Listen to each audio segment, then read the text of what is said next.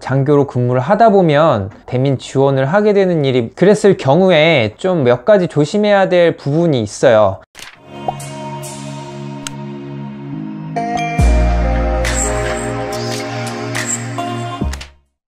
네, 안녕하세요. 로티브입니다.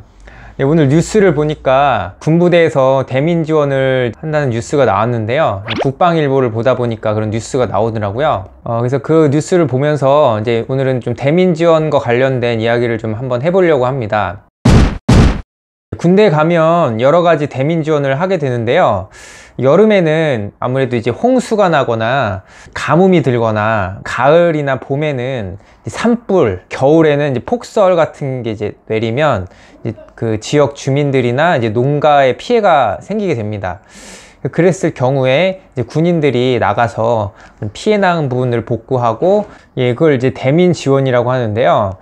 저 같은 경우에도 2006년도에 제가 근무하던 이제 강원도 지역에서 아주 큰 홍수가 나서 대민 지원을 했던 이제 생각이 납니다. 그때 같은 경우에는 정말 홍수가 크게 났어요. 그래서 거의 국가 재난 사태에 이제 준하는 그런 급이었는데, 그때 당시 무슨 태풍이 왔는데 그 태풍 이름은 잘 기억이 안 나요. 이제 2006년도에 왔던 큰 태풍 때문에 강원도 평창 지역에 굉장히 큰 피해를 입었고, 그래서 이제 제가 그때 당시 원주에서 근무를 하고 있었는데, 이제 사단장님 평창으로 지휘소를 아예 이동을 했어요.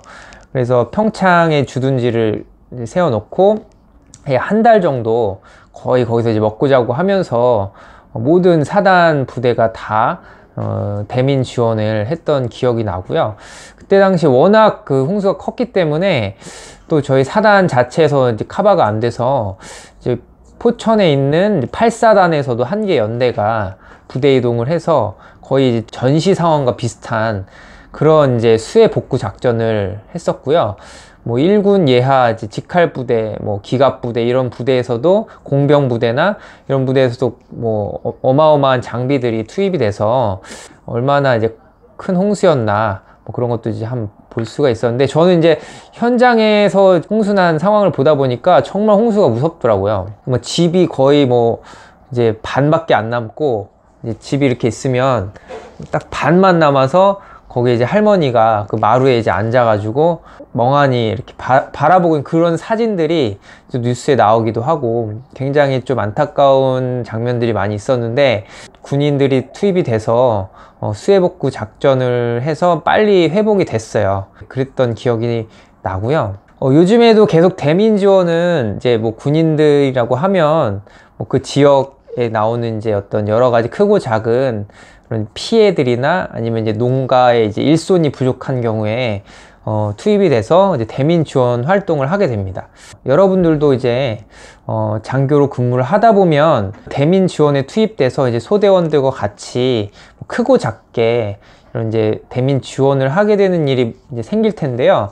그랬을 경우에 좀 몇 가지 조심해야 될 부분이 있어요. 그래서 그런 이제 좀 조심해야 될 부분에 대해서 제가 한번 말씀을 드려보려고 합니다. 먼저 첫 번째는 사고 예방입니다.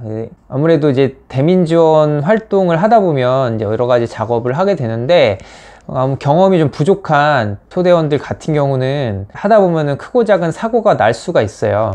그러다 보니까 좀 이제 사고 예방에 좀 신경을 써서 대민 지원 하면서 좀 안전하게 작업을 할 수 있도록 그런 부분을 충분히 좀 이제 교육을 시키는 것이 중요하다고 생각을 하고요. 부대에서 사고가 났다, 뭐 누가 이렇게 다쳤다 그러면 굉장히 골치가 아파요. 물론 그 다친 사람이 제일 힘들겠지만 지휘관의 입장에서 봤을 때는 그걸 관리 못한 그런 책임이 크기 때문에 그런 부분을 굉장히 신경을 많이 써야 됩니다. 그래서 또 역할을 좀 잘 분배를 하고 딱딱 이렇게 체계적으로 일이 좀 진행될 수 있도록 좀 체계를 잡으면 사고가 덜 나는데, 그런 준비 없이 그냥 좀 약간 방치하다시피 하는 경우도 많이 있어요. 알아서 좀 해라 뭐 이런 식으로 하다 보면은 꼭 사고가 나더라고요. 그런 이제 사고가 나지 않도록 항상 이제 신경 써서 이제 좀 작업을 하는 것이 중요하다고 생각을 하고요. 두 번째는 대민 지원을 하다 보면 많은 이제 민간인들과 접촉을 하게 됩니다.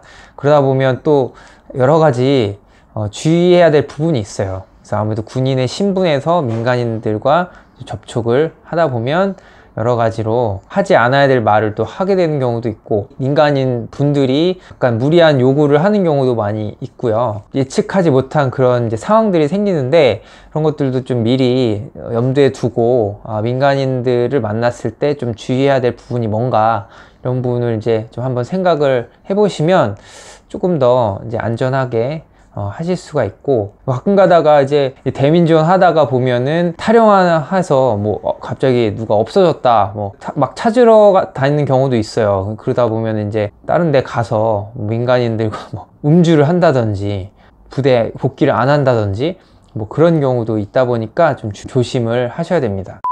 이제 세 번째는 언론과 관련된 부분인데, 대민지원 하다 보면 이제 취재를 나오는 경우가 있어요. 그래서 뭐 방송국에서나 뭐 신문 기자들이 이제 그런 대민지원 하는 거를 홍보를 하려고 현장에 와서 막 사진을 찍거나 뭐 인터뷰를 요구하는 경우도 있는데, 그런 경우에 좀 조심을 해야 돼요. 이제 저 같은 경우는 그런 상황들을 많이 봤고, 최근에도 강원도 산불 대민 지원을 하다가 그 이제 기사가 나간 거에 대해서 굉장히 논란이 있었던 적이 있었잖아요. 그걸 봐도 이제 그런 사진이나 뭐 장병들이 대민 지원을 하는 그런 장면들을 좀 약간 여과 없이 기사로 내보내다 보니까 보는 사람 입장에서 굉장히 시각이 달라질 수가 있기 때문에 불필요한 오해나 쓸데없는 소리들이 많이 나올 수가 있어요. 조심을 해야 됩니다. 이제 어떤 사진을 찍거나 그랬을 때 충분히 그런 것들에 대해서 좀 확인을 좀 해야 될 필요성이 있고, 뭐 인터뷰를 해야 된다 뭐 그런 경우에도 꼭 어떤 그 내용에 대해서 그냥 자기가 생각나는 거 그냥 뭐 하고 싶은 거 얘기를 하기보다는 좀 아무래도 그런 부분에 대한 교육이 좀 필요하고, 정확하게 어떤 이제 지금 대민 지원을 하는 거에 있어서 그 방향을 가지고 있는 것이 군 생활 하는 데 있어서 좀 필요한 부분입니다. 뭐 지금까지 뭐 3개 정도 약간 이제 대민 지원 할 때 조심해야 될 부분에 대해서 한번 말씀드려 봤는데요.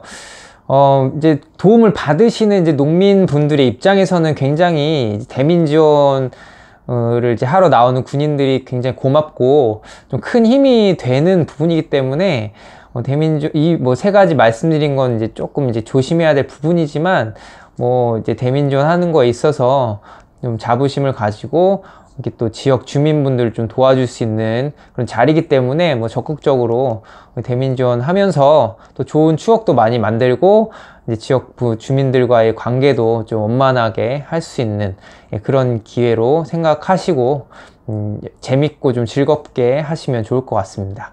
유익하고 좀 재미있는 군대 이야기를 해봤는데요. 다음번에도 또 더 재미있고 유익한 정보로 돌아오도록 하겠습니다.